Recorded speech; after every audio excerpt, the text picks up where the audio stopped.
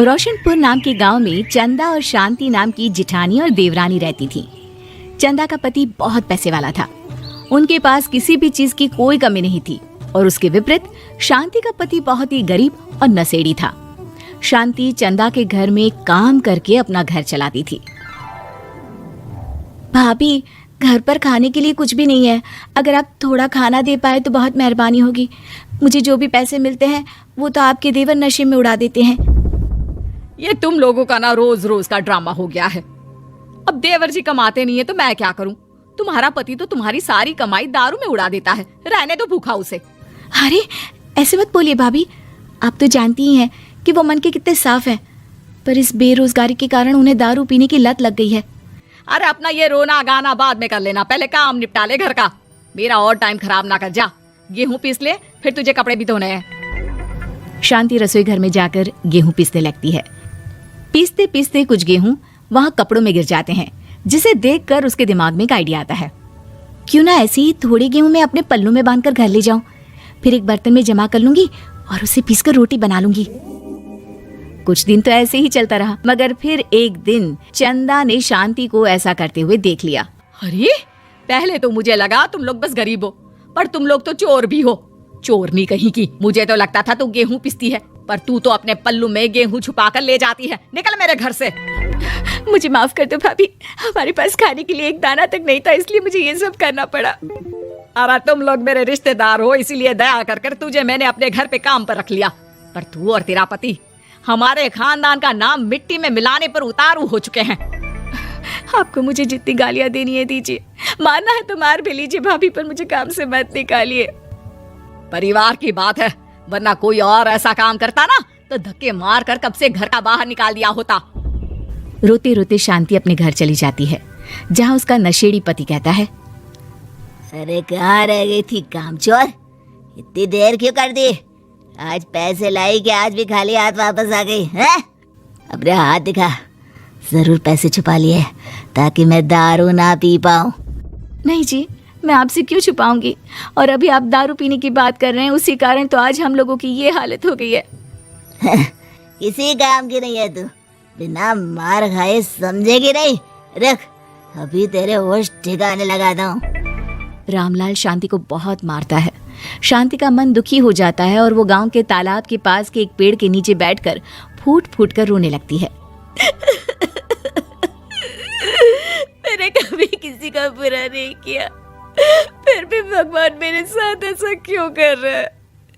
मैं तो रामलाल जी की फिक्र करती हूँ, फिर भी उन्होंने मुझे इतना मारा। तभी उसे एक आवाज सुनाई देती है, रोने की कोई जरूरत नहीं है बेटी, चिंता क्यों करती हो? ये आवाज कहाँ से आ रही है? शांति अपने आसपास देखती है, उसे कोई नहीं दिखता। वो ऊपर देखती है, जहाँ उसे एक छोटी सी परी दिखती है। आप कौन है? आप तो कोई परी लगती हैं। हाँ बेटी, मैं इसी पेड़ पर रहती हूँ। मैंने तुम्हारी सारी बात सुनी, अब तुम्हें फिक्र करने की कोई जरूरत नहीं। अपनी आंखें बंद करो। शांति आंखें बंद करती है और जादुई परी अपनी छड़ी घुमाती है। उसकी छड़ी घुमाते ही पेड़ के सारे पत्ते सुनहरे रंग के हो जाते हैं। परी उनमें से एक पत्ता तोड़ लेती है और फिर से अपनी छड़ी घुमाती है, जिसके कारण सारे पत्ते पहले की तरह साधारण से दिखने लगते हैं। आंखें खोलो बेटा। लो, इस पत्ते को ले जाकर अपने तकिए के नीचे रख देना। ये तो एक साधारण पत्ता है, इससे क्या होगा? ठीक है, अगर आप कहती हैं तो मैं इसे रख लेती हूँ। शांति उस पत्ते को लेकर अपने घर जाती है और अपने कमरे में तकिए के नीचे रखकर सो जाती है। सपने में उसे वही पेड़ वाली जादुई परी दिखाई देती है। बोलो शांति, क्या चाहिए तुम्हें? मैं चाहती हूँ हम बहुत अमीर हो जाए और मेरे पति नशा करना छोड़ दें, उन्हें कोई काम भी मिल जाए। कल जब तुम सुबह नींद से जागोगी, तुम्हारी इच्छा पूरी हो गई होगी।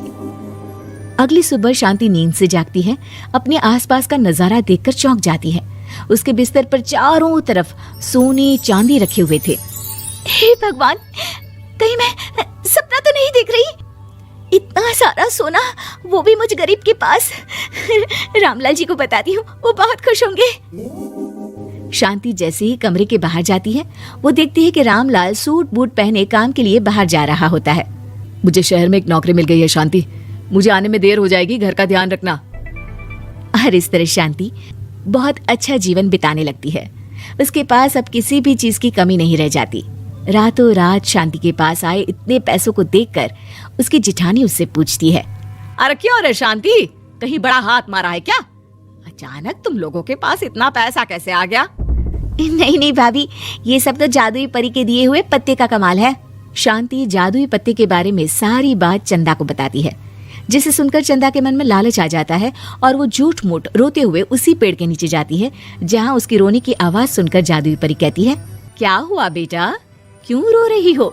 मैं बहुत गरीब हूँ, मेरे पति मुझे बहुत मारते हैं, अब मैं जीना नहीं चाहती। चिंता मत करो बेटा, अपनी आंखें बंद करो। जादुई परी चंदा को भी उसी पेड़ का एक पत्ता देती है और तकिए के नीचे रखने को कहती है। चंदा उस पत्ते को लाकर अपने तकिए के नीचे रख लेती है और अगली सुबह जब उठती है तो उसके कमरे में चारों तरफ सांप बिच्छू रहते हैं।